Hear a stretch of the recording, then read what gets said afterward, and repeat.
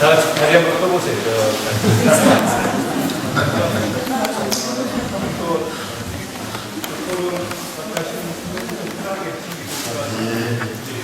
편하게 가운데 서시고 서로 인사도 하고 하는 것은 매일 아마 명상하는 숨을 걷기도 있습니다. 짬짬이 서로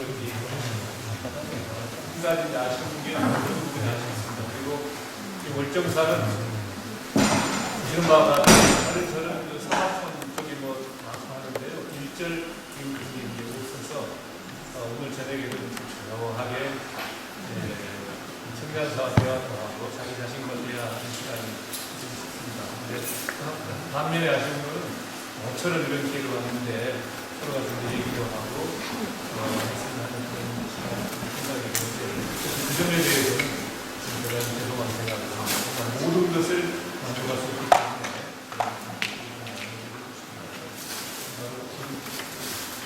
예. 인지과학과 불교의 만남 그 2부 종합토론을 맡은 동국대학교 김종욱입니다. 다들 그렇겠지만 제 느낌도 좀 낚였다는 느낌이 들어요. 좀 쉬러 왔는데 너무 타이트하게 돼가지고 근데 제 자신이 뇌과학이나 인지과학에 관심이 많았기 때문에 오늘 좀 숙제를 푼다는 입장에서 해야 돼서 또 타이트하게 될 수밖에 없을 것 같습니다. 진행 방식은 세 분 선생님 발표하셨고 그 질문도 있었고 일부 답변도 있었습니다.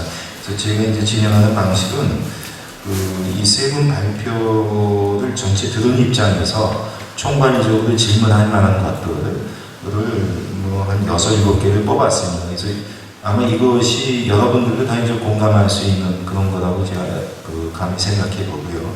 그래서 이런 공통의 그 질문거리들, 특히 불교 관련해서 질문할 만한 것들을 하고, 그리고 아까 논평하셨던 선생님들께서 질문을 했지만 답변이 안 된 게 몇 가지 있습니다. 그래서 그걸 하고, 그리고 나서 이제 청중분들이 미진한 게 있으면 또 질문을 받겠습니다. 따라서 그 청중들께서의 질문은 제가 이제 중요하다고 생각해서 여기 모든 분에게 던졌던 질문에 대한 답변이 끝나고 나서 그때 또 바로 받는 걸로 하겠습니다. 예. 그래서 첫 번째로 일단 한 6, 7가지를 추린 게 첫 번째는 그겁니다. 그러니까 마음의 장소 문제죠. 오늘 아마 세 분 발표자분들께서 다 마음의 장소를 뇌라고 하는데 일치하시는 것 같은데 마음의 장소 문제가 있고요. 두 번째는 그 물리주의 또는 이제 물질 환원주의라고 하는데 그래서 그런 질문이 나올 수 있습니다. 그리고 세 번째는 요새 그 추세가 명상을 뇌과 또는 이제 뇌현상을 통해서 증명해 보고자 하는 게 있는데 그것과 관련한 질문입니다. 그리고 네 번째는 무의식에 대해서 오늘 확연히 두 분 선생님께서 상반된 견해를 내셨어요. 그래서 저희가 무의식에 관한 질문을 해볼까 하고요. 다섯 번째는 자아에 대한 문제입니다. 물론 이건 발표문에서 추운동 선생님께서 집중적으로 거론하셨지만 그 자아의 문제를 또 거론할까 합니다.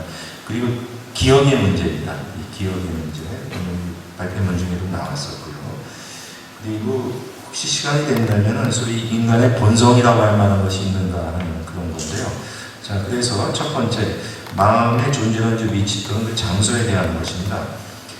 오늘 발표하시고 가셨지만 인지심리학 또는 뇌과학, 정신의학 세 분야에서 발표하셨는데 제가 보기에는 이 세 분야의 발표자분들께서 마음 또는 생각이라고 하는 것이 어디서 이루어지는가라는 질문을 받았을 때 저희도 일반적으로 뇌에서 이루어진다고 하는데 비슷한 입장인 것 같습니다. 마음은 뇌에서 이루어진다. 또는 이렇게 되면 이제 사고의 기관은 뇌라고 하는 자연스러운 결론이 나오는데요. 이것은 불교하고 일치하지 않았습니다. 그래서 그 문제를 좀 얘기할까 합니다. 왜냐하면 불교에서 마음의 어떤 장소를 묻는다면 그때가 답변하면 그 육근에서 답할 수 있습니다. 안익에서 의근에서. 그래서 안근하면 소위 번역을 할 때 시각기관하면 눈을 떠올리고 그렇듯이 의근하면은 의식기관 하면 요새 사람들은 이제 뇌를 이렇게 가리키겠죠. 그런데 불교에서는 의근에 대한 정의가 뇌라고 나온 바가 없습니다. 의근에 대해서는 전생각의 모든 것, 앞생각의 전체 이렇게 볼 수 있고, 아마 의미적으로 보면 이건 기억이라고도 볼 수 있을 것 같아요. 그래서 이렇게 의근을 앞생각의 모든 것이라고 했을 때에는 어떤 기관적으로 표현한 바가 아니라는 거죠. 그래서 이제 불교에서 보면은 이렇게 근이라고 하는 것이 어떤 기관이 아니라 소위 의식이 이루어지는 저 바탕이나 장, 필드 같은 거라고 느껴지는데, 그래서 이제 다시 결론적으로 묻겠습니다. 소위 마음이 뇌에서 이루어지는가에 대해서 동의하신다고 제가 보고요. 그렇다면 불교에서 의근 또는 그 마음의 장소를 뇌라고 보기 어렵다고 보는데, 이것을 어떻게 생각하시는지에 대한 답변입니다. 그래서 그 맨 처음에 인지심리학 쪽을 발표하신 윤병수 선생님께서 가셨기 때문에 순서상 박문호 선생님 답변해 주시고 최은동 선생님 답변해 주십시오. 근데 앞으로 발표자, 논평자들 다 답변을 해 주시는데요. 그 2분을 넘지 않게 해 주시죠. 그래야지 이제 청중들께서 또 질문을 받을 수 있을 것 같습니다. 먼저 박 선생님 답변해 주시죠. 의하고 의의 식하고는 조금 구분해야 되거든요. 그래서 의의 식, 의식은 그 우리 불교에서 일반인들이 쓰는 마음이라는 말하고 누르사에서 가장 이렇게 배치되는 용어가 컨서슨이 있거든요. 의식이 뭐냐 이렇게 물어야 되고, 의식 중에는 우리가 자각할 수 있는 의식이 있고 이런 말이 무의식이 있는 거죠. 그래서 이제 흔히 마음이라 했을 때 직접적인 거는 자각할 수 있는, 스스로 그 프로세스를 인지할 수 있는 식이 되는 거죠. 의식이 되는 거죠. 예를 들면 시각 같은 경우도 척도역으로 가는 흐름은 모양, 형태, 색깔 이쪽은 의식화됩니다. 최종으로 오면. 근데 부정적으로 가는 이 흐름은 의식화되지 않아요. 동일한 시각 프로세스인데요. 그래서 겉으로는 장님인데 레이저 포인트를 비추면 그 포인트를 가리킬 수가 있어요. 근데 그 사람 안 보인다 그러거든요. 본인은 스스로 안 보이는 걸 의식을 해요. 근데 그분이 레이저 포인트 빛을 가리킬 수가 있어요. 이건 좀 황당하죠. 그러니까 시각조차도 의식 프로세스가 있고 무의식 프로세스가 있고, 그래서 동물 지하 전체를 보면 의식화되는 레벨을 보면 최근에 왔습니다. 그전에는 이 전체 이 뇌관이나 이쪽 시스템에서 독립된 쪼매는 센터로서 존재를 했어요. 근데 그것이 나중에 이제 다 통합이 되면서 시상에서 되는 피질로 연결을 합니다. 간단히 말씀드리면 무슨 이야기냐면, 브레인의 큰 원칙 중에 하나는 대뇌 피질이 할당이 많이 되면 많이 될수록 의식화됩니다. 그래서 의식화되면 우리가 마음이라는 것은, 생각이라는 것은 호모사피엔스 와서 언어로 매개해서 대규모의 기억 저장 현상하고 관련이 있습니다.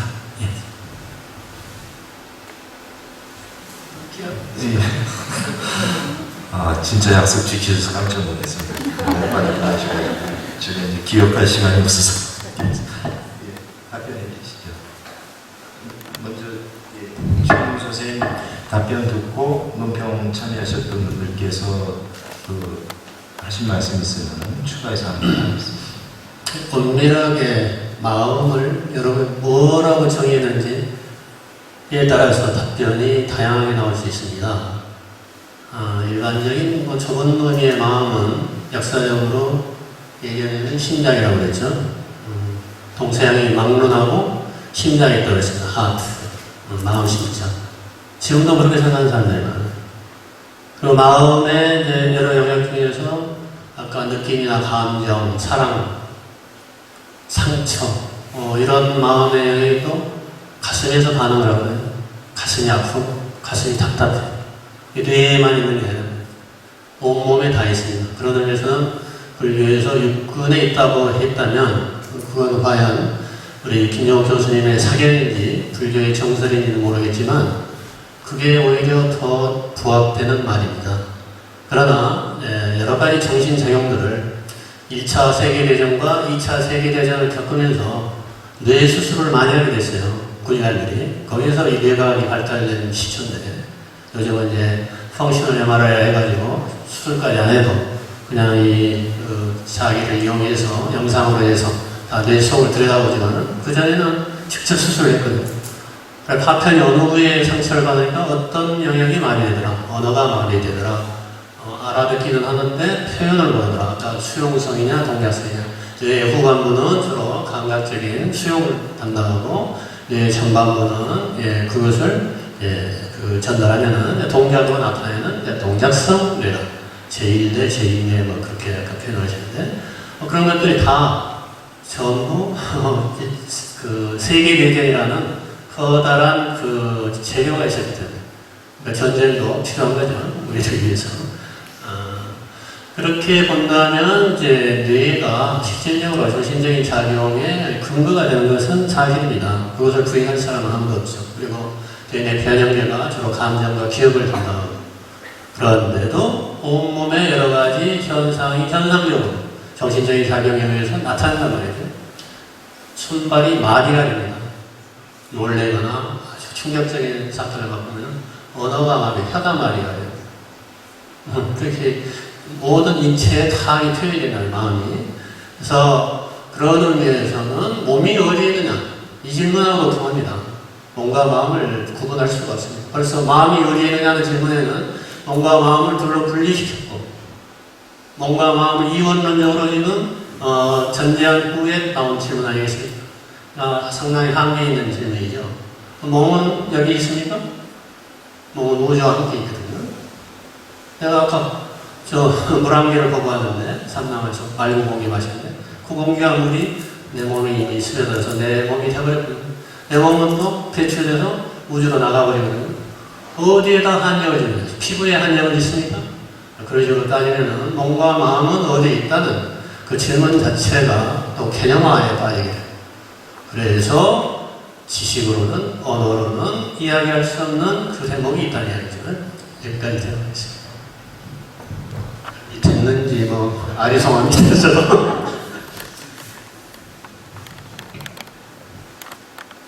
네, 예.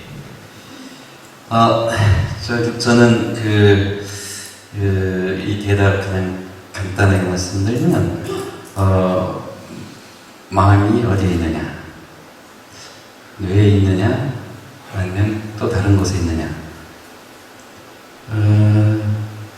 사실 인지과학자 김사철 선생님이 오래전에 한국에 들어오셔가지고 안이비설신의 중에 의는 뇌다 이렇게 발표한 적이 있어요. 근데 그게 굉장히 쌈박한 이야기였거든요. 왜냐하면 안이비설, 이 오감은 구체적인 인식 기반인데 의는 인식 기반이 불교 전통적 교학에서 좀 아니거든요. 그래서 이걸 뇌라고 이렇게 배대했을 때는 뭔가 이렇게 이해가 되는 것 같았는데 굉장히 큰 오류라고 저는 생각합니다. 의를 뇌라고 했을 때는 불교의 인식론이나 실제 연기론적인 그 가르침이 완전히 다 파괴돼 버려요. 그래서 저는 이 질문에 대해서 이렇게 대답하고 싶어요. 마음은 어디에도 없고 어디에도 있다. 어디에도 없다는 이야기는 연기적으로 안이비설신의가 이게 작동하기 때문에 보십시오. 안식, 이식, 비식, 신식은 의에 의해서 사실은 의식에 의해서 이게 구체화되거든요. 만약 의식이 없으면 안식, 아무리 눈이 안식이 있더라도 이게 사실 인식 현상이 안 일어나거든요. 그래서 그런 점에서 봤을 때는 연기적으로 이것이 같이 서로 연관성 속에서 작동되는 것이지 어떤 장소가 구체적으로 있어서 마음이 발현되는 것이다. 이것은 뭔가 지금 잘못 이야기가 될 가능성이 좀 다분하다는 생각을 합니다. 정리해드리면 어디에도 없다는 이야기는 실제 공이기 때문에 마음 공이기 때문에 어디에도 없고 어디에도 있다는 이야기는 원인과 조건들이 있으면 실제 현상으로 나타납니다. 그 현상으로 실체하는 거죠. 이렇게 그냥 말씀드렸습니다. 네, 하신 말씀이 있으면 특히 초기불교 전공이신 그 의근에 대한 그 정의 좀 먼저 해주시겠어요? 제가 알기로 그 마음이 어느 지점에 있다. 그걸 제가 본 적은 없는 경전상에서. 근데 이제 아비달마적 논이 특히 이제 미상스님 전공하신 남방상자국에 통해서 이제 심장토대다 그런 표현이 또 나와요. 가슴에 있다 이거죠, 마음이. 근데 그 이제 그 인지과학적으로 좀 문제가 있는 설명인 것 같지만 이해가 가는 게 아까 그 마두빙기가 수다 이야기하면서 제일 먼저 느낌이 있거든요. 느낌 다음에 지각이 있고 지각 다음에 이제 추론, 희론 뭐 이렇게 이제 쭉 넘어가는데 사실 느낌이 우리 인지 과정에 굉장히 영향을 미친다 이겁니다. 그러니까 좋거나 싫은 여러 가지 느낌, 그 느낌은 육체적인 것도 있고 정신적인 것도 있고 바로 그런 어떤 측면을 고려했을 때 뇌 자체는 사실 우리 사고 영역에서 많은 부분을 담당하고 있지만 그 이전에 벌써 그 느낌이라고 하는 게 뇌에 영향을 주기 때문에 마음 현상이 가슴에 있다라고 하는 그 말에 대해서 왜 그렇게 추구에 들어갔을까 하는 게 그 심정적으로 공감은 갑니다. 제 답변은 이 정도입니다.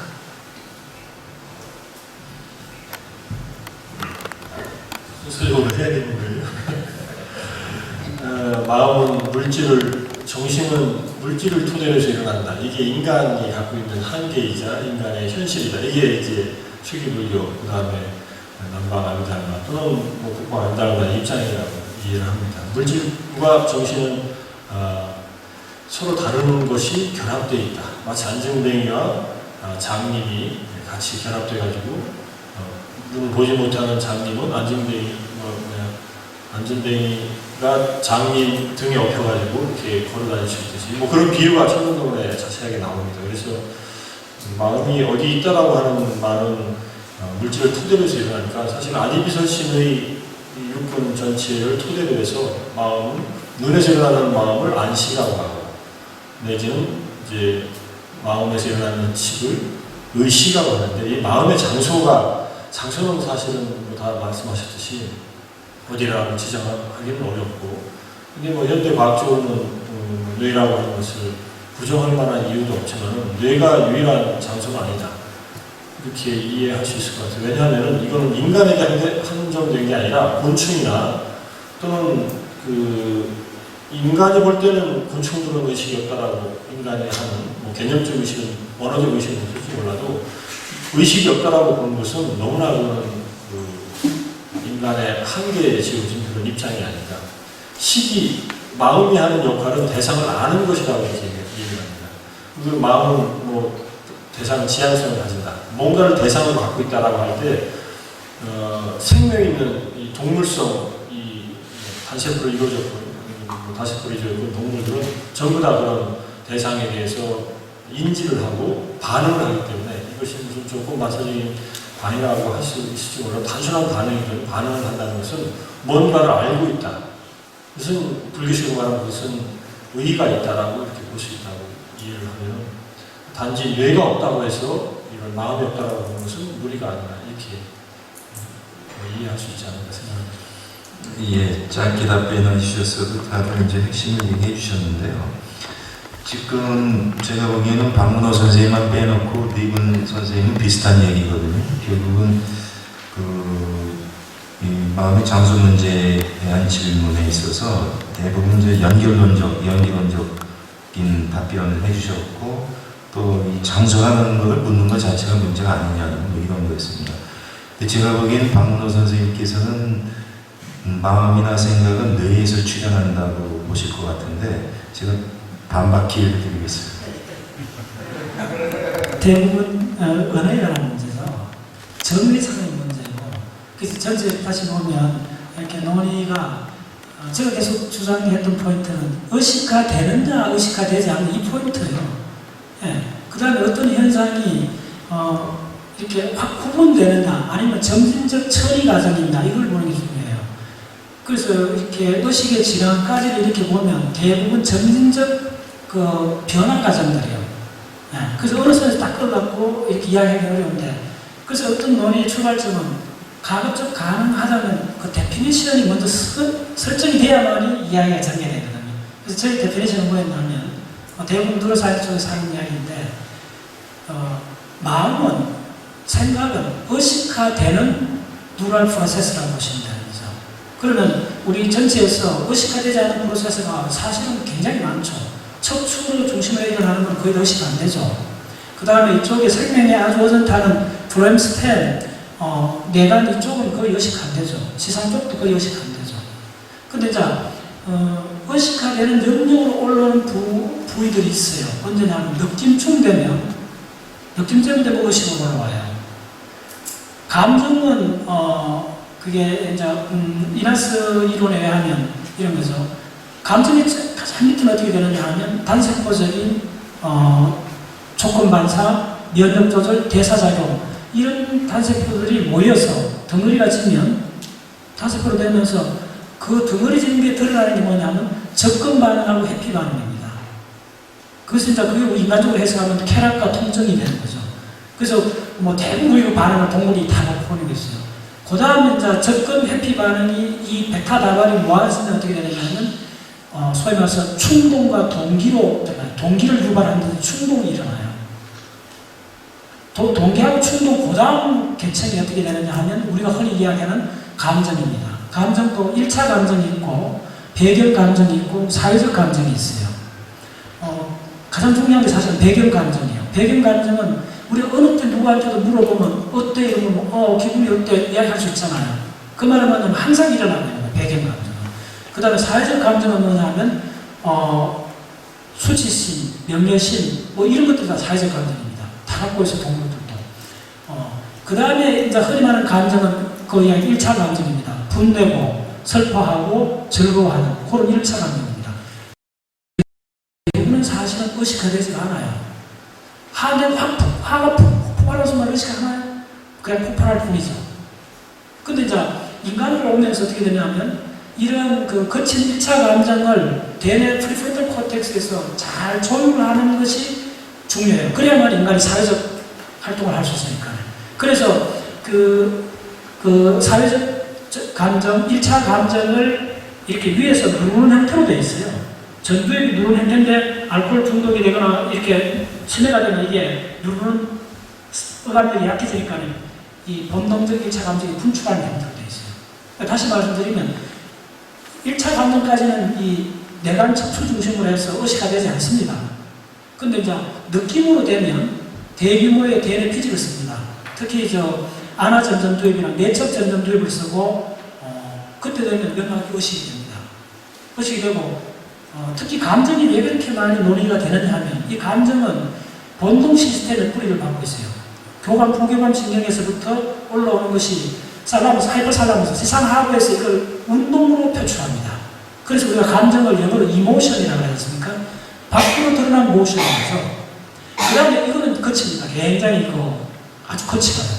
거치기 때문에 인간에 와서 이게 의감이 되는 형태로 되어 있어요. 사회적으로 정합적으로 이게 수식된 거죠. 그걸 하는 것이 전전두엽이고. 근데 이 라인이 놀랍게도 제가 무시 보면 참 재미있어 하는 부분이 뭐냐면 우리 종합적 판단하는 이거는 전전두엽 중에 배외척 전전두엽입니다. 배외척 전전두엽은 시각, 청각, 체감각에서 오는 바깥 환경의 정보를 체감적으로 프로세스하는 게 배외척 전전두엽이고, 그 다음 우리 눈동자 들어가는 이 안쪽에 이 전두엽이 있어요. 이 안쪽은 궁극적으로 뿌리가 어디 있냐면 내장이 있어요. 내장부터 올라오는 이걸 전부 다 컨트롤 해요. 네. 그러니까 그런 속성들이 많죠. 그래서 우리 본능에서 뿌리 받고 올라와서 본능을 제어하고 조절하는 그 감독 시스템하고 바깥 환경을 모니터링 시스템이 전두엽에서 만나요. 그래서 전두엽은 아주 특이한 위치에 있으면서 안과 밖을 조율하는 시스템이 있어요. 그 전두엽이 올라와야만이 명확하게 의식화됩니다. 그때 이제 불교적으로 그걸 생각이나 마음이나 하면 맞는 거죠. 근데 그 전체 처리 과정이 명확하게 선이 꺼지느냐 하면 대략적으로 그렇다는 겁니다. 자, 그 이야기 좀 해주세요. 여기에 또 반박하실 텐데 안 하셔도 될 것 같아요. 명확히 이어지지 않는다는 거를 또 살려주면은 저기 답변 근데 드리겠습니다. 여기서 정의를 조금 아까 그 박남호 교수님 말씀하셨듯이 지금 박 교수님이 말씀하시는 그 마음은 생각을 지금 딱 말씀하시거든요. 근데 불교에서는 지금 마음이라고 쓸 때요 굉장히 포괄적이고 광범위한 언어거든요. 그래서 이게 지금 서로 그 개념에 있어서 혼선이 많이 있다는 생각이 들어요. 생각이라면 아까 저는 박문호 교수님의 저기에 동의합니다. 생각은 분명히 전도에 대해서 일어나고 있었기 때문에. 근데 마음이라고 했을 때는 완전히 또 다른 이야기가 전개돼야 될 거거든요. 그래서 좀 그냥 생각이라고 하든지 이제 그 문제는 이따가 이게 결국 이제 의식과 이제 무의식 얘기가 될 수 있습니다. 그래서 이 무의식에 대한 질문을 할 때 다시 한번 논의하는 걸로 하죠. 왜냐하면 생각만이라고 동의하지 않을 분들도 있거든요. 근데 그렇기 때문에 이제 무의식은 어디에서 있는가 했을 때 문제가 되기 때문에 그건 이따가 또 기회를 드리겠습니다. 무의식 쪽에서요. 그리고 청중들도 지금 입이 근질되실 분들이 많을 거예요. 근데 제가 이어서 연관된 질문까지 소화하고서 표에 기회를 드리겠습니다. 그 물리주의 얘기가 여기서 이제 반드시 따라갈 수 있는 문제인데 이런 겁니다. 이제 박문호 선생님께서 설명하신 바에 의하면 마음을 생각이라고 일단 데피니션 하셨어요. 그리고 그 생각으로서의 마음은 뇌에서 시냅스상의 어떤 전기화학 작용 또는 이제 더 들어가면 ATP 단백질들의 어떤 운동 이렇게 봅니다. 이거는 명백한 물질적 현상이죠. 전기화학 작용이기 때문에. 근데 이렇게 정의할 경우에 정신작용의 근원은 물리현상, 물질작용이 있게 됩니다. 이것을 철학에서는 물질환원주의 또는 물리주의가 피지컬리즘 이렇게 부르고 있습니다. 물론 옛날식으로 하면 유물론이라고도 이렇게 철학에서는 얘기를 합니다. 이런 식으로 정신작용의 근원을 물리현상 또는 물질작용에 둘 경우에 소위 마음에 기반한 종교는 살기 힘듭니다. 불교는 말할 것도 없고 소위 영혼이나 영성을 얘기하는 기독교들도 설당이 없게 됩니다. 꼭 밥줄만의 문제가 아니라 문제죠. 저 같은 사람도 이렇게 밥벌이가 쉽지 않게 되고 그래서 이런 식으로 결국은 대다수의 종교가 마음에 기반하고 그 마음은 적어도 물질적인 것과 분리된 식으로 이렇게 생각을 해왔습니다. 이거는 김재성 선생님께서 질문한 것과도 제가 연결시켜서 다시 환기시키겠습니다. 김재성 선생님이 이렇게 표현하셨습니다. 정신세계가 물질세계를 이용했지만 또는 기반했지만은 그렇다고 해서 정신세계가 물질세계에서 생긴다고 할 수는 없다. 이런 주장을 하셨고 이것은 최운동 선생님에 대한 발표에 대한 논평으로서 나왔던 겁니다. 예, 그래서 다시 한번 정리를 해드리면요. 결국 오늘 발표, 특히 그 박문호 선생님 발표에 의하면은 명백히 마음은 뇌에서의 전기화학 작용, 물리작용이라고 볼 수 있습니다. 이렇게 보면은 정신현상은 물질작용에서 나왔다는 얘기인데, 이거는 물리주의라고 하는데, 이 물리주의라고 이렇게 저희가 이렇게 데피니션 하는 것에 대해서 일단 박문호 선생님 답변을 듣겠습니다. 예, 수동시 많은 이런 이야기를 많이 들었었거든요. 그래서 간단합니다. 그 마음은 다시 말씀드리면 생각은 브레인 프로세스 명확해요. 근데 마음은 불교적으로 마음은 잘 아시다시피 마나사식이나 알라야식 같은 건 어떻게 처리했어요? 차라리 마나사식, 알라야식 같은 경우는 예리장식 같은 경우는 DNA 속에 각인된 당이 더 근접한 이야기죠, 사실은. 네. 다시 한번 저 아까 그러니까 마음은 솔직히 말씀드리면 저는 브레인 공부하면서 한 10년 전부터 마음이라는 단어를 거의 안 씁니다. 거의 써본 적 없어요. 강의 중에도. 네. 아주 멋있는 단어긴 한데 종잡을 수가 없어요. 네. 그래서 그 단어로 가보면 그 건물을 지을 수가 없어요. 첫 번째 저 같은 입장에서는. 근데 그거는 존재하긴 해요. 분명히 있어요. 아주 명확한 거대한 있는데 문화적 실체로서 있는 거죠. 문화적 실체로서 있는 거죠. 네. 과학 입장에서는 아직은 그 문화적 실체나 이런 걸 다루기는 버거워요. 버겁고 그걸 갖고는 벽돌이 정확히 모듈화되어 있지 않기 때문에 그냥 흙집은 지을 수 있지만은 멋있게 예술적으로 흙집은 지을 수 있지만은 백천 빌딩을 올릴 수는 없어요. 중요한 포인트입니다. 그래서 사이언스 관점에서는 이걸 갖고 어떤 거대한 건물을 지어야 되는 그런 관점이에요. 그렇게 애매한 개념을 갖고는 나아갈 수가 없다는 거예요. 첫 번째, 나아갈 수가 없다는 거예요. 그래서 저는 의도적으로 마음이라는 단어를 안 씁니다. 안 쓰고 그러면 쭉 봤더니 마음하고 가장 근접한 뇌가 분야가 있어요. 엄청나게 그 논쟁이 있고 있는 분야가 있어요. 그게 뭐냐면 컨센서스입니다. 그리고 그쪽에 올인한 대가들이 많아요. 대표적으로 에델만이라는 분이 노벨상을 받은 분인데 면역학으로 노벨상을 받고 그 후 30년 동안 아직 생존해 있습니다. 우리나라 왔어요. 에델만이 30년 동안 했던 게 컨센서스가 뭔지라고 하는 거예요. 그래서 컨센서스는 지금 대충 어떻게 지금 모아지고 있느냐 하면 아직도 규명해야 될 대상이에요. 근데 컨센서스 가장 핵심은 뭐냐면 Neural Correlation to the Consensus가 NCC라고 합니다. 우리가 한 생각이 떠오를 때 아주 구체적으로 뉴런이 어느 정도 덩어리의 뉴런이 협업을 해야 하나의 생각으로 떠오르느냐 이걸 연구하는 분야는 간단했습니다. 자 그러면 이 문제에 다른 뷰포인트가 있어요. 여러분 그러면 내 수민이도 꿈을 꾸는 걸 의식이라 해야 될까요? 생각이라 해야 될까요? 무의식이라 해야 될까요? 굉장히 크리티컬한 포인트예요. 우리가 매일 밤 꿈을 꾸잖아요. 꿈은 다음에 생생히 기억날 때가 있잖아요. 그럼 꿈꾸는 그 순간 그게 의식이냐 무의식이냐 이걸 먼저 접근해야 돼요. 네. 그거는 꿈꾸는 사람한테 기회가 되고 이야기를 하는 실험들이 있어요. 하면 꿈꾸는 사람이 그걸 알아듣나? 못 알아듣잖아요. 왜 그럴까요? 그래서 그걸 조사를 해봤더니 이나스 같은 사람의 그 연구 결과에 의하면 살아남아서 시상까지 올라와요.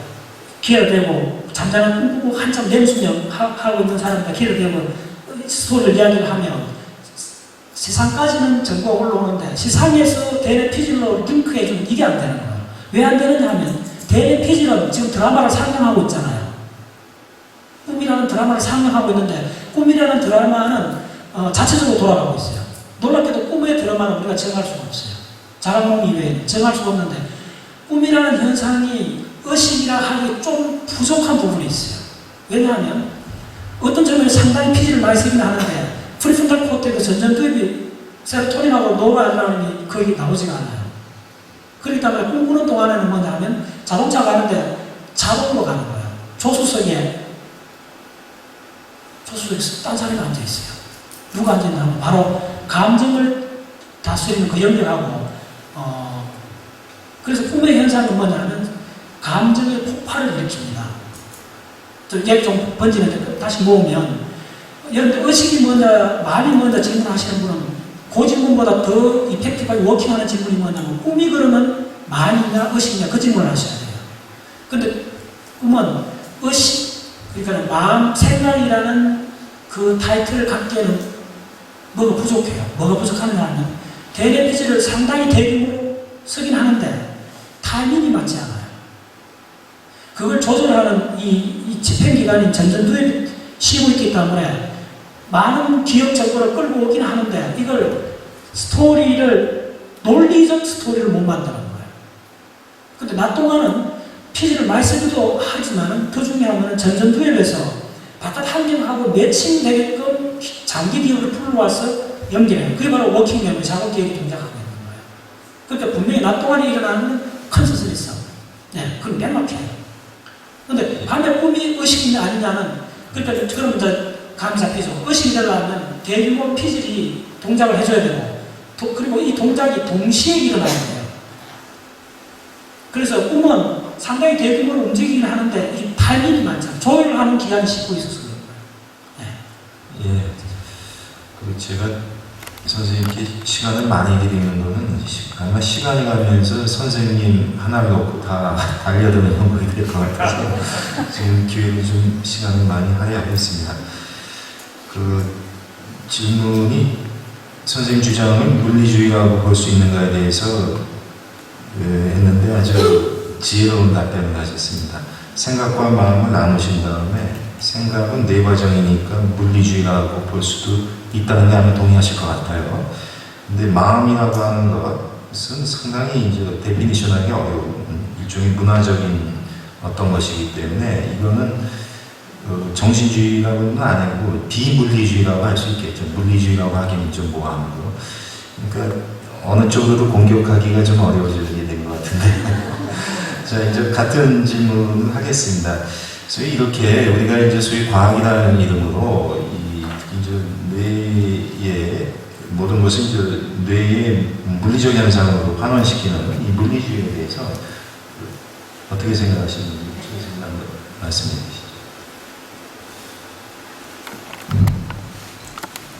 저는 전문의 과정 자격 시험이라는 자격 논문이라는 게 있었습니다. 지금은 있는지 없는지 잘 모르겠는데 한 30년 넘었죠. 그때 불교 유식사상과 신층심리치료의 비교 실험 이런 논문을 제출했어요. 저희가 학회에. 그리고 그보다 한 20여 년 지나서 지금부터 한 10년 전에 불교 무아사상을 가지고 또 심리치료적인, 정신치료적인 의의를 한번 고찰을 좀 했죠. 그 내용의 일부가 지금 오늘 제가 자료지를 제시해 드렸는데요. 저는 정신과 의사 중에서도 심리치료를 중시하는 정신과의사입니다.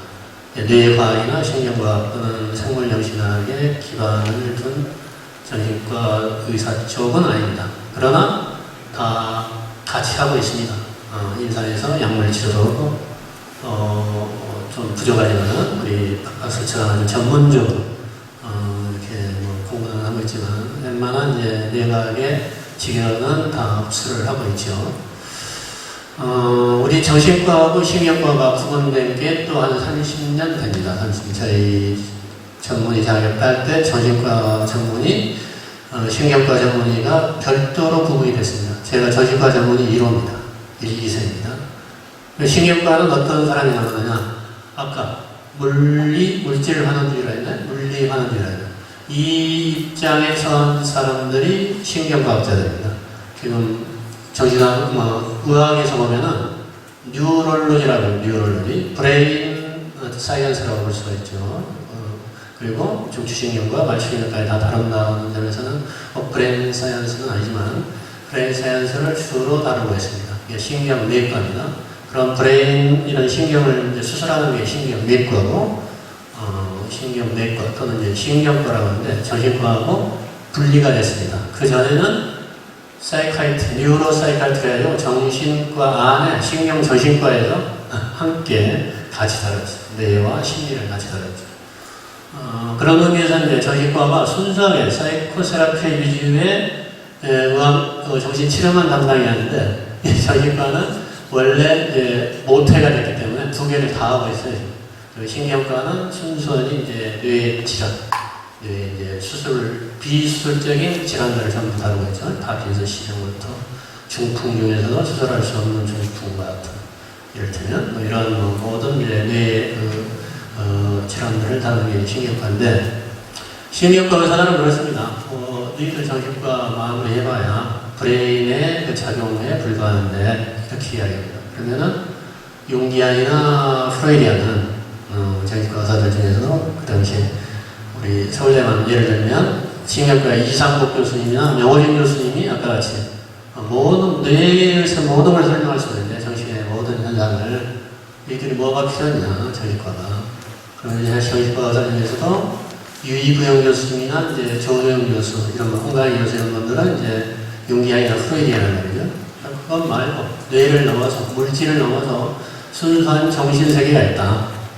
그리고 무의식 세계 중에서도 집단 무의식 세계는 개인 무의식을 넘어서 인류 보편의 무의식 신상과 같았고 그것은 시공을 초월한다. 5,000년 전에 알틱한 신상이 상징이 지금 5,000년 후에 현대인의 꿈에 나타날 수가 있다. 그리고 여러 가지 종교적인 그 어떤 계시나 종교적인 체험도 그러한 이 뇌에 기반하지 않는 어떠한 영역이 있다. 이런 정도의 이야기들을 제가 학생 때부터 그 이상훈 교수님이나 이병 교수님이 동기생이거든요. 한 분은 독일에서 두 분 다 이제 그 독일에서 이제 공부를 하셨는데 한 분은 뉴럴러지, 한 분은 분석심리학을 공부한 분들인데 그런 비슷한 제가 말씀드린 비슷한 이야기를 나누는 우리 학생들 앞에서 토론을 하는 그런 기억이 지금 생생하게 떠오릅니다. 그 질문은 어떤 것 같은데 저는 어떤 입장이냐면은 오히려 우리의 마음은 굉장히 넓게 잡아야 되지만 단순한 분별심의 마음이 아니라 커다란 마음, 일심이라고 하는 아까 대승시대 일심이라고 했나요? 아니면 아주 커다란 의식과 무의식을 통틀어서 그리고 의식과 무의식을 뛰어넘는 어떤 초의식이 있다면 그 초의식 가장 고차원의 의식까지를 총섭한다면 그러한 의식은 우주와 다를 바가 없고 그 의식은 우주의 만물을 형성할 수가 있다. 즉 마음이 일체를 만들 수가 있다. 일체유심론, 만법유식 여기에 저는 지지를 표하고 있습니다. 네, 이제 불교 쪽에서의 한번 답변 듣겠습니다. 예, 불교 쪽에서 해야 될 답변을 지금 최은동 선생님께서 먼저 하셔서 제가 할 말을 잃었습니다. 저도 전적으로 그쪽에 표를 던지고요. 저는 아까 박문호 선생님 생각과 마음을 나눠서 마음은 문화적 실체로서 존재라 하면서 말씀을 해주시는데 그 말씀 들을 때 저는 유명한 동물학자 옥스퍼드의 리처드 도킨스가 이기적인 유전자라는 책을 쓸 때 그 마지막에 이 지인이라고 하는 것의 상대는 지인은 물질적인 차원이었던 그 유전자라면은 정신적 차원의 유전자를 밈이라고 말하고 싶다 해서 밈에 대한 이야기를 했거든요. 밈은 뭔가를 이렇게 복사하는 거죠. 그래서 이걸 문화적으로 해석할 수도 있고, 근데 그 밈에 대한 연구도 지금 여기저기서 많이 되고 있는 것 같아요. 밈 머신이라는 책을 제가 연구 있을 때 본 적이 있는데, 하여튼 그런 차원에서 권리에서 생각할 수 있겠습니다. 근데 저는 뇌과학이 주는 여러 가지 유용성 때문에 이런 근원적인 문제를 그냥 간과하고 넘어가면 불교 필요한 건 나중에 더 하기로 하고요. 일단 최은동 선생님 계실 때 무의식에 대한 얘기가 이건 분명히 아까 들으셨겠지만은 최은동 선생님과 박문호 선생님 사이에 상당한 간격이 있는 것 같습니다. 그래서 이 무의식에 대한 테마를 좀 넘어가 보겠습니다. 제가 정리해드리면 이렇습니다. 그러니까 진화의 과정에서 기록되거나 저장된 것이 있다. 이것에 대해서는 아마 두 선생님이 공유하시는 것 같고, 근데 이런 진화의 과정에서 기록 또는 저장된 것을 최은동 선생님은 무의식이라고 부르십니다. 근데 아마 이것을 진화의 과정에서 기록 저장된 것을 박문호 선생님께서는 아마 의식이라고 부를 것 같아요. 물론 이제 세부적 차원으로 가면 이제 DNA까지 갈 테고, 거기서 단백질의 운동을 거쳐서 아까 말씀하신 언어의 문제까지, 상징의 문제까지 간 그런 의식이겠지만은 결국은 진화의 과정에서 기록 저장된 것을 최은동 선생님이 무의식이라고 부르는 반면에 박문호 선생님은 아마 의식이라고 부를 것 같습니다. 그렇기 때문에 박문호 선생님은 이렇게 표현하셨습니다. 의식이 무의식을 지배한다. 19세기까지만 해도 당연한 얘기 같았지만은 프로이트를 겪고 난 세대한테는 상당히 쇼킹한 뒤바뀐 얘기처럼 들립니다. 그러면서 그 근거로서 불교에서 보면은 아마 이건 가마선 얘기 같은데 대분심이나 대의심이 들었을 경우에만 수행이 가능한데, 이건 대분심이나 대의심은 명백히 의식작용의 문제이다. 따라서 이런 걸 봤을 때 의식이 무의식을 지배한다, 이런 얘기를 하셨습니다. 자, 그런데 불교에서는 유식학적으로 보면 의식이 무의식을 지배하는 것이 아니라 무의식이 의식을 지배한다는 말도 가능할 것 같습니다. 좀 조심스럽게 접근하면요. 무의식은 요새 이제 아레아식을 무의식이라고 하는 경우가 있죠. 물론 아까 그거 질문하셨죠? 잠재의식이냐 무의식이냐는 부분도 답변을 좀 요구하겠는데요. 그래서 아레아식은 뭐 무의식 또는 잠재의식이라고 했을 경우에 재판 아레아식이 70, 60이 기초가 되는 것은 유식에서의 명백한 주장입니다. 이럴 경우에는 재판 아레아식이 70, 60 등이 기초가 된다는 얘기는 무의식이 의식이 기초가 된다. 지금 무의식이 의식을 지배한다고까지도 설명할 수 있습니다. 이렇게 보면 이제 박문호 선생님께서 의식이 무의식을 지배한다는 것과 정반대되는 주장입니다. 물론 여기서 의식과 무의식에 대한 데피니션이 서로 차이가 날 수 있어요. 오늘 계속 그것 때문에 지금 혼선이 나오는데 그거는 이 얘기 도중에 해야 되지 이걸 가지고 하다 보면 토론이 안 되기 때문에 필요하시면 각자 데피니션을 해주셔도 좋습니다. 그래서 무의식에 대한 얘기도 넘어가 있습니다.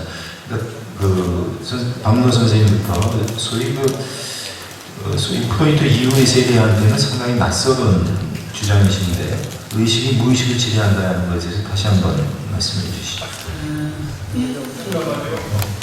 정하는 진행하게 되죠. 저희들이 워낙 9시까지 마침으로 되어 있는데 그런가요? 지금 우리 이영민 간사가 설의 분들을 강의해서 우리 이제 시간만 잡으면 됩니다. 그러니까 제 생각에는 9시 반 정도까지는 가능할 것 같습니다. 다만 노래를 부른다든가 콩팥을 다든가만 하지 않으면 가능합니다. 그러니까 지금 이러한 분위기에서 우리가 얘기하는 것은 9시 30분까지가 가능하니까 특정으로 분에 이제 보시면 가시더라도 나와서 그렇게 진행하도록 여러분 원하시죠? 네. 자, 9시에 딱 끝낼까요? 네.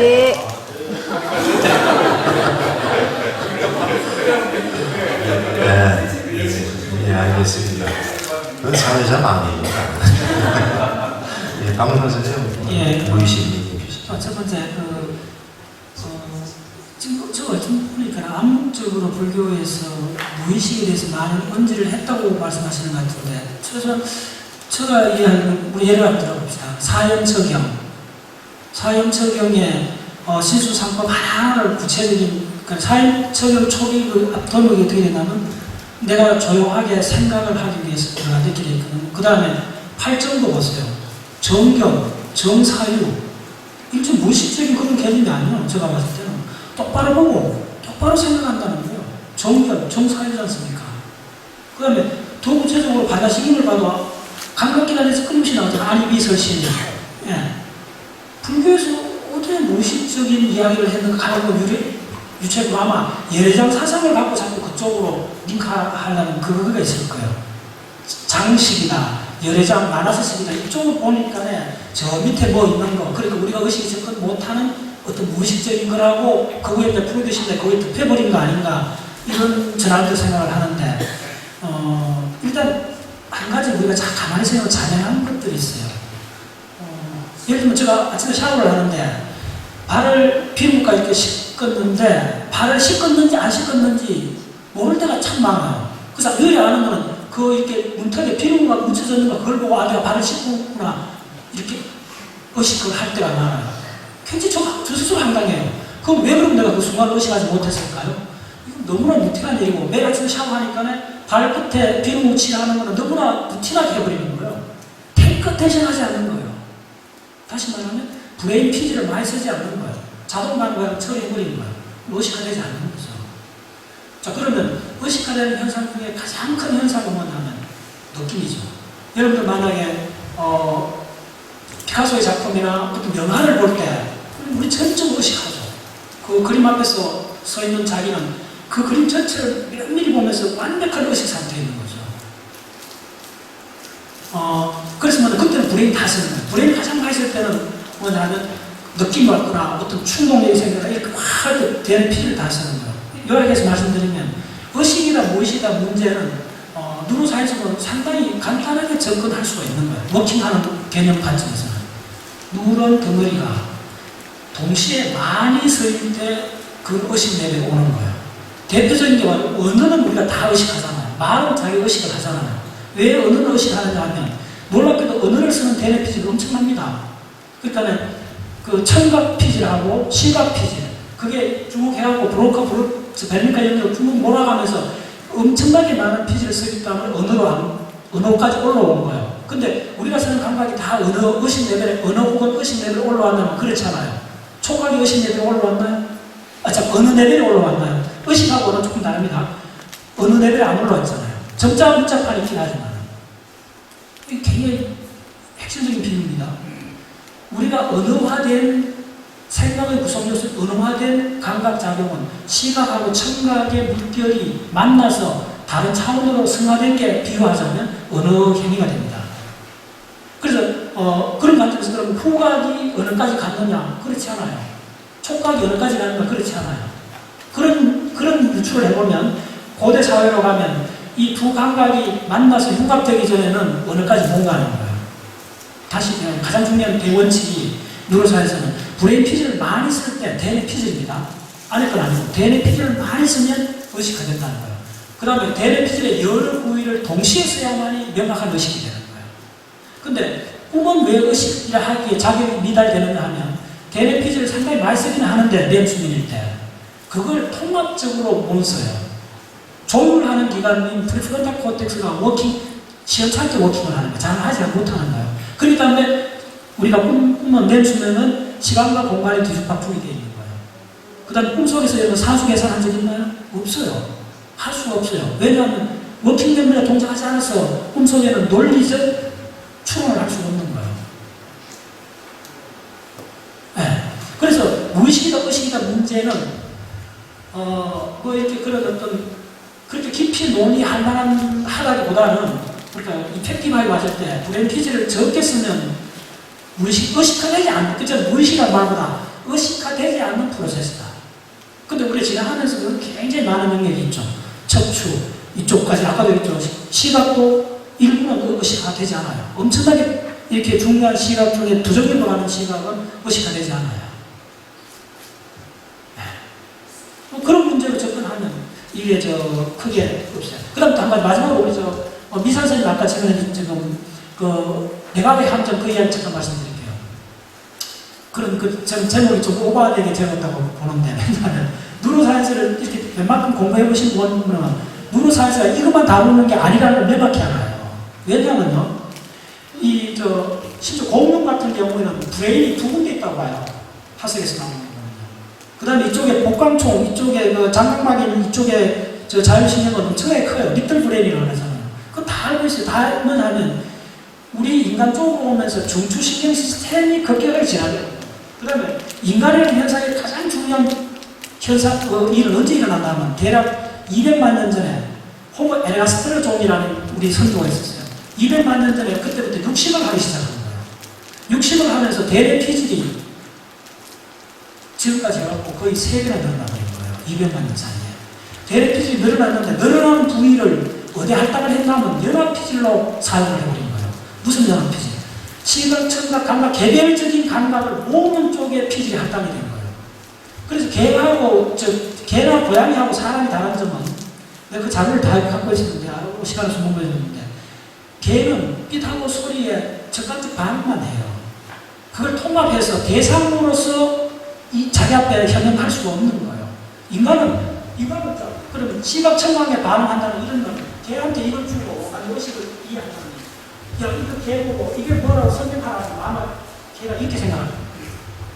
딱딱한 음은 막대기, 음은 물체 이렇게 생각합니다. 근데 우리 인간은 언어를 쓰는 사람 이거 보고 딱딱한 음은 막대기라 이야기하는 사람 없어요. 정신 이상자 아닙니다. 마이크맨이라는 거죠. 바로 마이크라고 이야기하는 순간 그거는 시각도 아니고 청각도 아니고 언어라는 상징을 마주하고 정상인 이상 예외가 없어요. 저는 그걸로서 우리가 밀폐된 상태나 구속된 상태라고 보는 거예요. 그걸 동물은 감각장에 구속되어 있고 인간은 의미장에 구속되어 있다고 제가 축약적으로 말을 만들어낸 거예요. 그러니까 의미장 속에 있기 때문에 우리는 끊임없이 인과율을 따지는 거예요. 근데 놀랍게도 인과율이 네이처에 진짜 있느냐? 잘 보세요. 상대성 이론을 좀 이해하면 인과율이 성립 안 된다는 걸 알 수가 있어요. 무슨 말인지 간단히 드리겠습니다. 인과율의 가장 근본적인 물리적 패러미터는 동시성입니다. 동시에 일어나야 인과를 이야기할 수 있거든요. 근데 동시성은 철저히 관측자에 따라 다 다르다는 게 특수 상대 심리를 밝힌 위대한 결과입니다. 우주에 동시성은 없어요. 동시적인 현상은 없어요. 무슨 말이냐면 기차가 가면 기차 안에서 일어나는 사건을 기차 속에 두 사람이 보는 경우하고 길가에서 보는 사람이 달리 보이는 거예요. 두 개의 다른 현상이 존재할 수 있어요. 왜? 동시성이 확보안 되어 있습니다. 우주에는 동시성이 존재하지 않아요. 그리고 인간은 동시성을 기반으로 한 자연 법칙인데, 자연 이야기인데, 그래서 인간으로 뭐냐면요. 우리가 구석기 시대 때 의식이 진화해오면서 우리가 무의미적인, 무방향적인 자연 환경을 브레인 속으로 내면을 하기 위해서 인간이 개발한 그 진화심리학자들이 얘기한 10가지 무의식적 모듈이 있어요. 그 모듈이 너무 무지막지하게 동작을 너무 잘해주는 거예요. 예를 들면 이분법적 오퍼레이터, 인간론적 오퍼레이터, 추상론적 오퍼레이터, 이런 오퍼레이터들이 한 50만 년 동안 계속 너무나 잘 진화되어 왔고 그게 우리 속에 기본 엔진으로 돌아가고 있어요. 예를 들면 이런 토론할 때 왜 의견들이 각을 세우는지는 간단해요. 비교론적 오퍼레이터가 동작하는 거예요. 그렇지 않으면 선명하지 않아서 그런 거예요. 선명하게 부각을 시켜야 우리는 의식의 대상이 되는 거예요.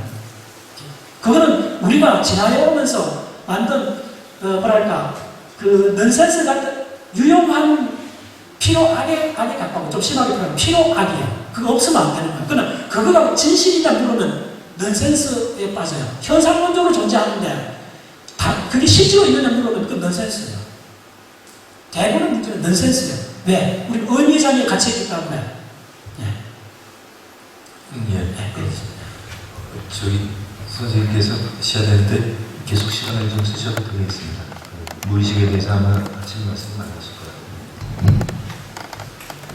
거예요. 박 박사님이 지금 제시하고 있는 의견, 현대 과학이 도달한 입증한 또는 주장하고 있는 대부분 의견을 저는 공감합니다. 부정을 다만 이제 언어 표현에서 약간의 좀 차이가 있습니다. 박 박사님의 또 주장도 거기서는 객관적인 사실이나 내용보다는 자기 자신의 이제 담론이 좀 담겨있는 것 같은 느낌을 좀 받습니다. 의식과 무의식 하면은 보편적으로 심리학계에서 사용되는 개념에 준거해야 됩니다. 그 정의에. 의식이라고 해서는 의식화되지 않는 우리의 의식을 말합니다. 의식이라는 커다란 대표되는 의식을 하나 있다면 의식은 크게 편의상 의식과 무의식으로 나갔단 말이죠. 그 무의식이라고 말할 때는 아직 의식화되지 않고 자각되지 않은 의식의 내용들이죠.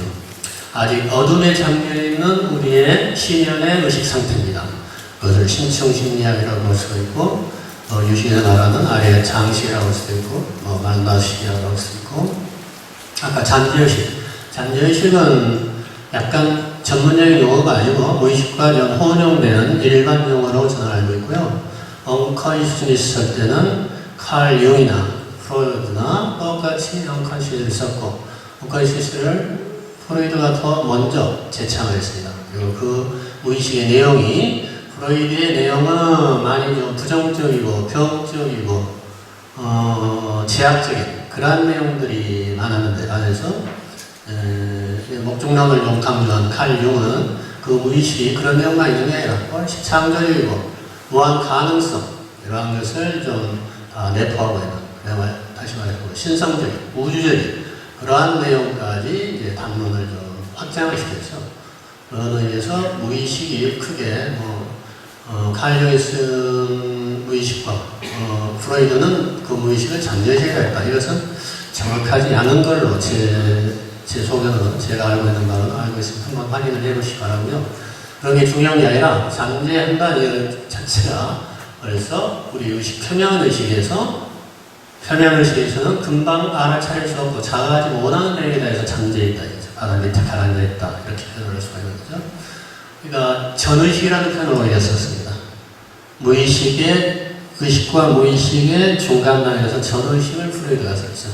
그것은 이제 융이 쓰진 않았죠. 이제 전의식은 의식 상태에서 우리가 자아수단에 조금만 생각을 해두면 자각하지 못한 것을 끄집어낼 수 있는 무의식의 아주 얕은 무의식층을 전의식이라고 했습니다. 그러나 아무리 내가 끄집어내려고 해도 자각할 수 없는 무의식의 세계가 있다. 그게 이제 좀 심연 무의식이죠.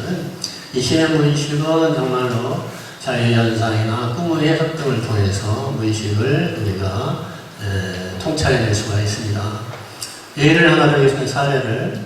최근에 제가 상담하고 명상 치료를 적용했던 학교 선생님입니다. 여자 선생님이신데 여기 안 계시니까 조금 말씀드려도 괜찮겠죠. 재혼을 하셨어요. 재혼을 하셨는데 엄청난 불안 때문에 저입과를 이런 것들을 그 연상을 통해서 꿈을 통해서 그 과거와 현재를 이렇게 연결시키면서 그런 어떤 이별, 거부의 그 불안, 분리불안이라고 그러죠. 분리불안 이런 것을 통찰하고 불안이 많이 경감해서 약을 줄였는데 그것만으로는 부족했어요. 그래서 명상 치료를 통해서 명상에서 우리가 무의식을 또 통찰할 수가 있습니다. 아까 의식화작업이라고 했는데 우리 심리학 씨도 의식화라고 합니다. 무의식의 의식화. 즉 그 사람의 무의식은 아까 말씀드린 그 과거의 어린 시절 부모님과 관계에서 겪었던 그 장면들이 명상 중에 그 장면들이 분명히 떠오릅니다. 이것은 내가 의지로서 떠올리겠다 해서 떠올렸다기보다는 명상을 통해서 온몸을 이완을 시키고 생각, 즉 대뇌 피질이 활동을 최소화할 때 대뇌 피질 밑에서 저장되어 있는 내용들이 자연스럽게 솟구쳐 올라옵니다. 즉 변형계, 아까 해마라고 했죠. 해마나 편도에서 기억된 내용들, 아픈 사건으로서, 아픈 감정이 묶여져 있는 하나의 사건으로서 떠오르는데 처음에는 꿈이 굉장히 단편적입니다. 보면 무슨 꿈인지 도저히 비합리적이고 아말퍼스에서 형태가 없어가지고 이게 정말 꿈이다 이런 식인데 점점점 무의식의 의식화가 진행되고 상담이 진행되면 꿈이 점점점 스토리가 됩니다. 내레이션이 있고 사건이 있고 줄거리가 있고 꿈에서 추론을 못한다고 해도 천만의 말씀. 아직 꿈을 겪어보지 않았기 때문입니다. 꿈을 다루면은 꿈을 꾸는 환자가 처음에는 한 줄, 두 줄밖에 못 씁니다. 적어라니. 나중에는 한 페이지, 두 페이지를 씁니다. 그런 분들이 부지기수로 많습니다. 하여튼 이분은 명상과 상담을 효율적으로 융합을 해가지고 자신이 자각하지 못하는 무의식의 세계. 근데 사실은 자각할 수가 있죠. 영원히 자각할 수 없는 세계가 무의식이 아니라 자각할 수 있지만 현재 의식 상태에서는 자각하지 못하는 세계를 무의식 세계라고 합니다. 그게 선험적인 세계도 포함될 수 있다 해서 시공을 초월한 굉장히 그 무의식을 확장시킬 수 있다는 뜻을 아까 제가 집단 무의식으로 말씀드렸지만 이 환자의 경우는 아까 그런 그것을 어떻게 표현을 했냐면은 그 명상을 받고도 다른 건 하지 않을까. 불안이 제일 먼저 좋아지더라. 그래서 불안으로 인해서 수면제를 안 먹어도 불면이 해소가 되더라. 다 좋아지고 편안해졌는데 부모님만 보면 부모님의 전화만 듣기만 해도 목소리만 들어도 짜증과 분노는 안 없어진다. 이게 왜인가요? 그것을 명상 중에서 경험을 했습니다. 부모님이 이럴 때 어렸을 때나 이럴 때 이렇게 된다. 이거는 분명하게 다시 머릿속으로는 웬만큼 서술을 했어요. 상담을 통해서. 근데 좀 더 다시 체험적으로 재경을 하니까. 그리고 그 상처를 본인이 확실하게 다시 재경을 해서 그것을 지금까지는 무의식에다가 억압을 해가지고 감히 부모님에게 어떤 적대적인 마음이랄까, 증오의 마음이랄까, 심지어는 사립충동 같은 것들. 감히 품어볼 수가 없었던 그 내용까지를 경험으로 그것을 의식화해버리니까, 드러내버리니까 무의식에 차지된, 저장된 에너지가 방출이 됩니다. 더 이상 무의식이 의식을 지배하는, 즉 불안, 강박적 불안으로 이런 현상들이 저절로 소실이 되더라고요. 다시 말해서 무의식이 의식을 지배한다. 이 말은 무의식에 저장되어 있는 에너지, 부정적인 에너지들이 의식의 여러 가지 이상 행동이나 병적인, 노이로제적인 증상으로 우리를 괴롭힙니다. 그것을 심리치료로 접근할 것이냐, 약물치료로 접근할 것이냐, 명상과 함께 심리치료를 할 것이냐, 명상만으로 해결할 것이냐, 이것은 그 정도의 경중에 따라서 각각 적용도가 다릅니다. 그래서 이제 전문적인 이제 평가가 필요하고요. 아무나 막 이론적으로 할 수는 없지만 제가 여러분들에게 질문을 드리고 싶은 것은 제가 말씀드린 것은 단순한 이론이 아닙니다.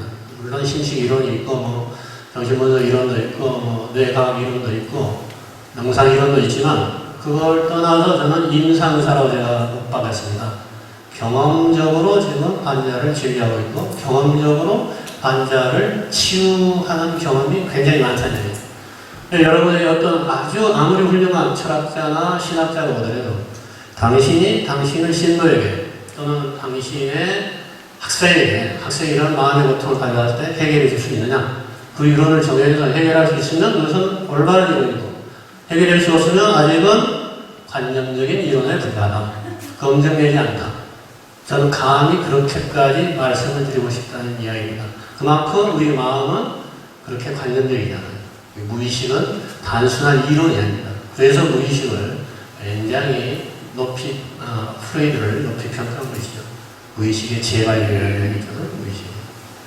그리고 이 불교의 유식학을 훨씬 더 깊이 있게 보완해낼 수 있는 학문이 바로 분석심리학이나 정신분석학입니다. 그러나 물론 분석심리학이나 정신분석이 우리의 마음을 다 다뤘다고 저는 동의하지 않습니다.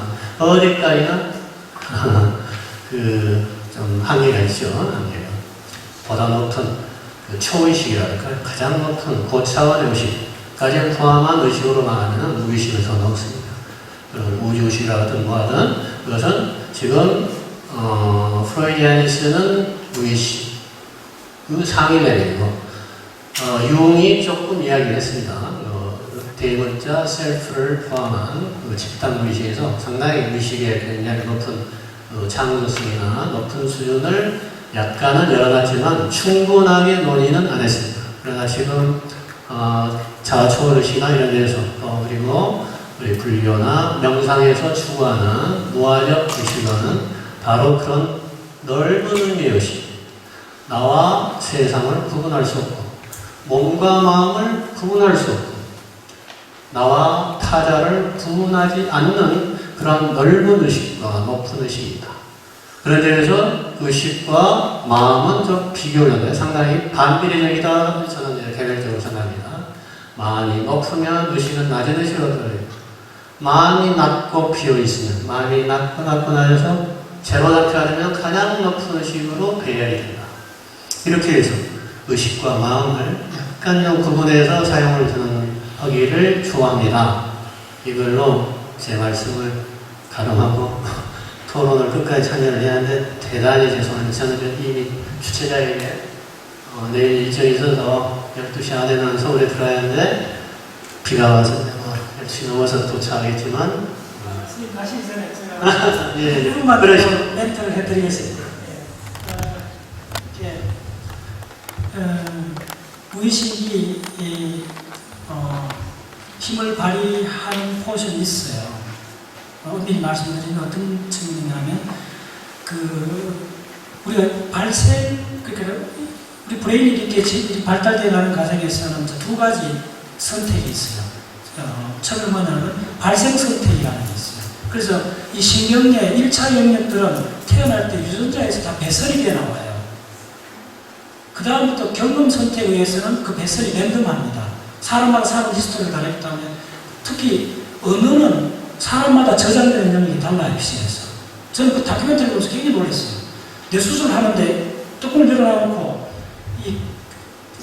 그 연구하는 분이 판침을 찝어가면서 발음을 시켜봐요. 그런데 사과라는 이 사람이 그거 쭉 실험했는데 사람마다 이 명사나 동사를 저장하는 능력이 다릅니다. 그건 왜냐하면 경험 선택, 학습에서 후천적으로 배우는 거는 피질에서 그 사람의 패턴에 따라서 다 달라요. 그런데 우리가 여러분들 호모클루스 하지 않습니까? 1차 체감과 1차 운동 영역은 거의 다 정해져 있어요. 예. 교과서도 다 나오잖아요. 그래서 1차 영역은 태어날 때 유전자가 결정을 해줘요. 그게 이제 지금 선생님 말씀하시는 그 무의식에 가까워요. 그래서 그건 굉장히 힘이 세요. 왜 힘이 셀 수밖에 없느냐면 길이 나는데 밑바탕에 형성된 그 초기 그림 위에, 길 위에 다른 길이 나올 수 없죠. 새로 만들기는 어렵잖아요. 새로 한 길이 확 바뀌지는 그 새로운 길을 내게 했기 때문에 어릴 때 당하는 그 심리적 경험이 굉장히 중요해요. 그걸 명확해요. 그래서 뭐 누구나 이렇게 다 이렇게 까불면 안 속에는 울고 있는 어린애 한 명이 나타난다 그러잖아요. 그게 바로 그 이야기를 하는 거예요. 유전자가 어린 시절 한 명이 그걸 확 결정을 해주는 거예요. 근데 자, 이걸 좀 더 늦게 보면 우리가 학습을 많이 한다든지 쭉 공부를 사회적 정상적으로 많이 잘하는 사람들은 그렇게 나중에는 그 유전적으로 결정된 그걸 극복할 수가 있어요. 왜? 더 많은 피지를 그쪽에 할당했기 때문에 의식적으로 정상적인 이 힘이 그걸 장악을 할 수가 있어요. 예. 어릴 때 이렇게 심리적 압박을 받고 다 좀 정신 이상하게 된 사람 아니잖아요. 성격 이상하게 바뀌지 않잖아요.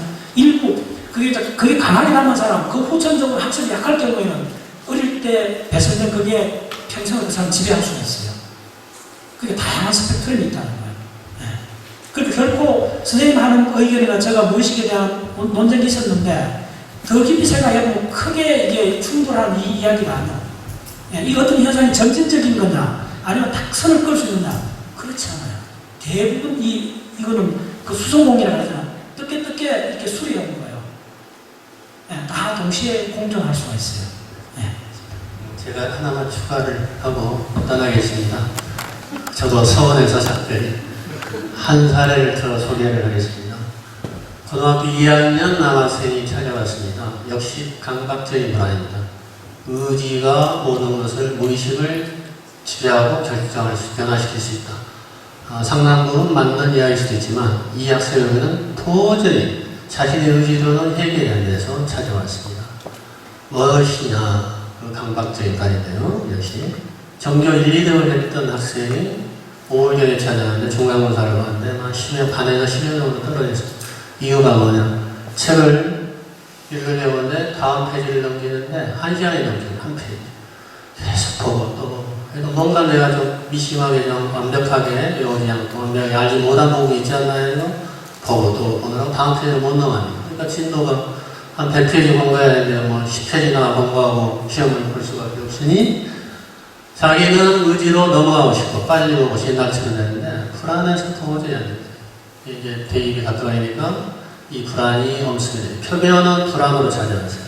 강박적인 확인을 하는 행동이 강박적인, 자기가 이것은 의미가 없고 이 정도로도 충분하니까 다음으로 넘어가야 된다는 의지가 있지만 의지로 도저히 반복해서 확인하고 싶은 이 충동을 이겨낼 수가 없어요. 이 충동 무의식에서 올라오는 거예요.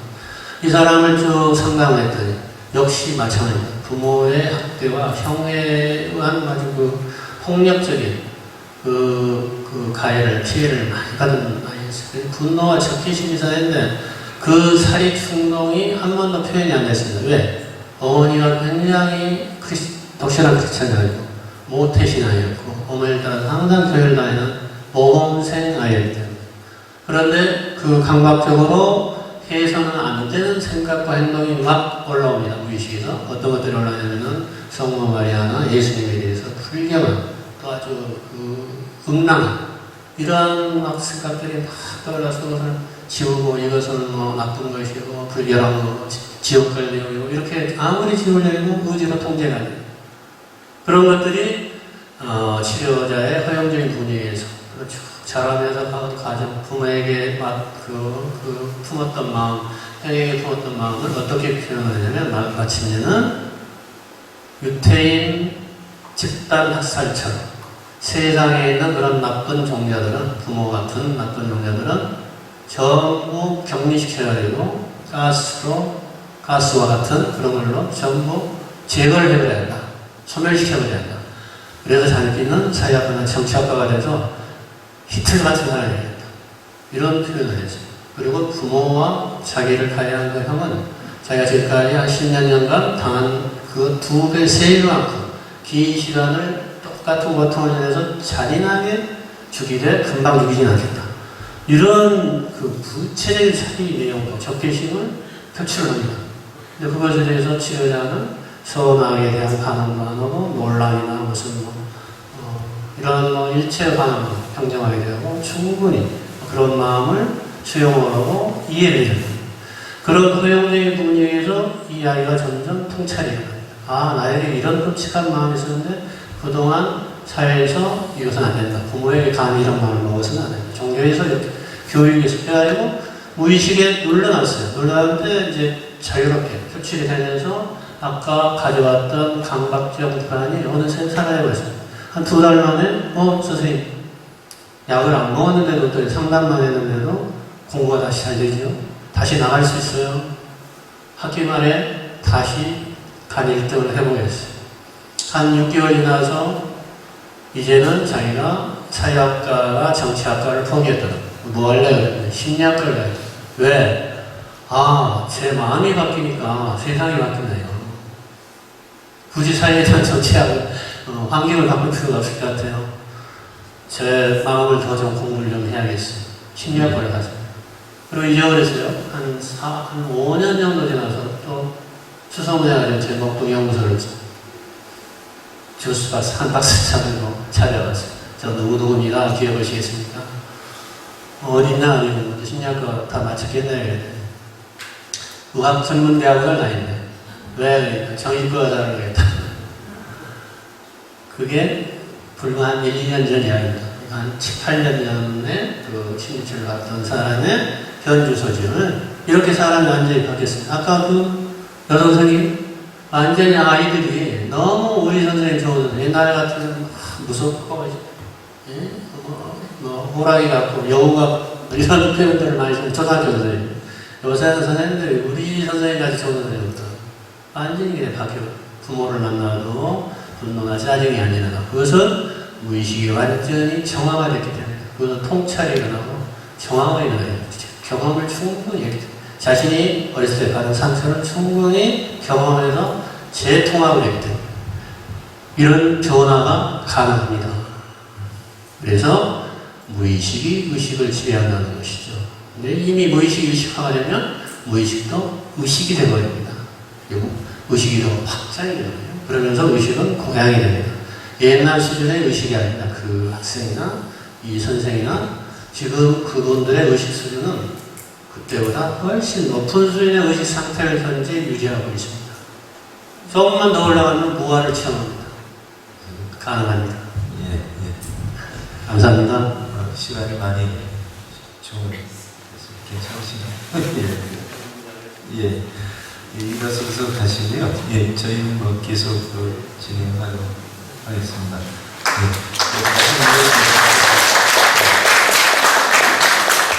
그래서 지금 소위 그 심리학이나 뇌과학에서의 무의식 얘기는 이 정도 들었다고 보고요. 이게 무의식 얘기가 이제 불교로 넘어가면 더 심각해질 수 있습니다. 왜냐하면 만약에 그 아레아식을 무의식, 그러니까 제타 아레아식이 무의식이라고 일단 규정을 해놓고 보면은 초기 불교에서 아시겠지만은 70, 80을 상정한 바가 없습니다.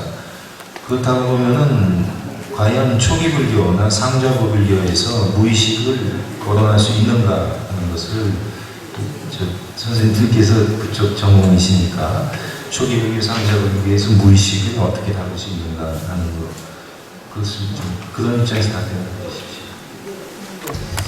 예, 그 초기 불교나 이제 상자부 불교에서는 무의식에 관련된 그 내용이 있긴 있습니다. 근데 이제 무의식이라고 했을 때는 그 상자부 불교 본서에 나오는 주석서에 나오는 좀 여러 가지 그 미묘한 차이가 있기 때문에 저는 될 수 있으면 많습니다. 근데 그 상자부 불교 쪽에서는 의식의 흐름이 이렇게 탁 태어나자마자 이렇게 같이 생겨나는데 그것은 바완가라고 합니다. 바완가는 바와 플러스 안가, 즉 바와는 존재라는 말이죠. 존재의 사실을 나타내는 시기다. 그래서 존재 지속식, 존재를 지속하게 하는 시기라고 이렇게 이야기를 하죠. 바불교에서 그 이제 비슷한 개념들을 만들어냈고 나중에 유식에서는 그게 아레아식 조합 이제 이렇게 연결돼서 이야기를 할 수가 있는데 상자부는 그 방황가를 이런 식으로 이야기를 하죠. 우리가 의식 현상이 일어나지 않을 때는 그 의식이 그냥 생주면으로 흐르고 있어요. 그런데 오감을 통해서 어떤 대상이 나타나면 그 의식이 끊깁니다. 혹은 마음속에서 기억이나 추리, 상상을 하게 될 때 또 그 의식이 흐릅니다. 그래서 온 의식 흐름이 끊기면서 의식 현상이 일어나죠. 그게 어떻게 되냐면 1대 17의 어떤 비율로 1대 17의 차이와 비율로 해서 우리가 바깥 대상을 인식하게 된다 그렇게 이야기합니다. 근데 그 의식이 딱 이제 인식 끝났을 때는 다시 방황가 상태로 그냥 흐를 뿐입니다. 특히 명상 상태, 우리가 근접상에서 본상매로 들어갈 때 이제 의식의 어떤 그 방황가로 떨어질 수 있는 이제 가능성이 많은데 본상매로 일단 들어가면 굉장히 집중된 그런 상태로 의식이 매우 일정한 상태로 자완화라고 합니다. 그냥 굉장히 빠르게 프로세스가 되는 그런 상태. 그렇지만 마음은 매우 고요하고 평정한 상태로 이렇게 유지가 되는. 그 상자분은 그러한 것들을 설명하기 위한 하나의 그 언어로서 이 방황가를 상정을 합니다. 근데 이걸 사실 그 많은 학자들이 생활학자들이 무의식이라고 혹은 잠재의식이라고 표현을 했거든요. 근데 저는 잠재의식이나 무의식이라고 표현했을 때 그 상자부의 어떤 그 입장하고 많이 이렇게 달라질 수 있는 그런 게 있어서 저는 그걸 무의식이라고 하지 않고 그냥 존재 지속식 혹은 생명 지속식 이렇게 표현을 하고 있습니다. 예, 이해되었습니다. 저기 임 선생님께서 초기 의견이 60까지만 인정하잖아요. 그런데 어떻게 무의식 얘기할 수 있나? 60까지 이야기를 하더라도 가령 그 부처님이 이제 특정 인물 혹은 특정 도시 가가지고 과거 500세 뭐 이렇게 쭉 500세까지는 아니더라도 이게 쭉 이야기하는 거 있거든요. 현재 의식으로는 아마 해결되지 않은 문제일 것 같습니다. 그 다음에 그 선정 체험 속에서 이제 아주 뭐 많이 논의되는 문제지만은 두 번째 선정에서 이제 위닦아 이자라의 언어적 행위가 그친다 그렇게 나와요. 언어적 어행치가 그럼 이제 3선 이상에서부터는 사실 언어적 행위가 작동하지 않는 걸로 봐야죠. 그다음에 이제 그 명상 관련해서 이게 이제 좀 시간을 가지고 많이 이 부분을 좀 논의가 좀 필요한데 특히 이제 명상 명상 속에서 그러니까 삼파자나의 명상 속에서 이게 웨다나 이게 지각이 일어나고 그 다음에 이제 상냐 웨다나 느낌이 일어나고 상냐가 일어나고 미타카가 일어난다. 그 표현이 굉장히 많이 나옵니다. 그 표현 그러니까 그 구체적인 내용은 어떤 인식의 내용일 수도 있는데 거기에서 이제 중요한 것은 그 뭐랄까 느낌이라든가 지각 자체의 내용보다도요 지각 자체가 전체적으로 발생하고 사라져가는 어떤 그 과정을 좀 이게 관찰하는 그 맥락이거든요. 그건 무의식 상태가 아니죠. 왜냐하면 제가 생각하기에 위탁가나 상냐 그 안에서 그 논리 안에서 나름 어떤 사유작용을 추구하는 거고 메타적으로 그런 사고가 일어나고 사라지고 한 전체 과정을 그 관찰하는 거하고는 또 다른 맥락이죠. 그런 맥락에서 굳이 60만을